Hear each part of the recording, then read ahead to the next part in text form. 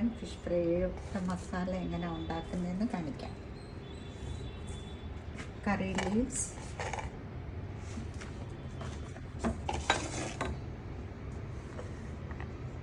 വെളുത്തുള്ളി, ഇഞ്ചി,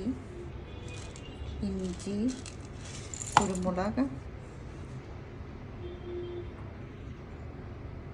മല്ലിയില, പിന്നെ പൗഡർ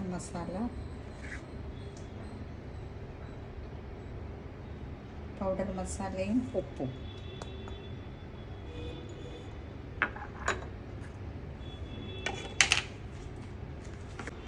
അല്പം വെള്ളം ചേർത്ത് നല്ലതായിട്ട് പേസ്റ്റ് ഉണ്ടാക്കുക.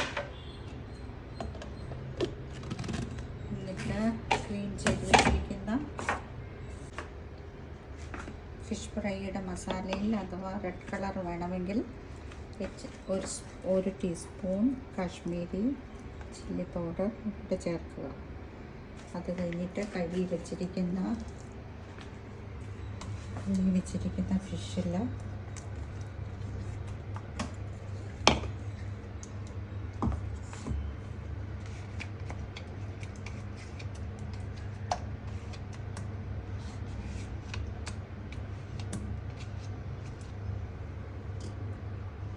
ഇത് കിളിമീനാണ്.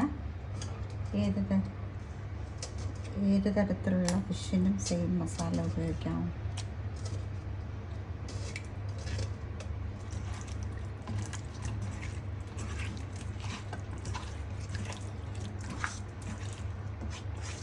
മസാല നല്ലതായിട്ട് ഓരോ ഫിഷിലും നല്ലതായിട്ട് ഇളക്കി പിടിക്കാൻ ശ്രമിക്കണം.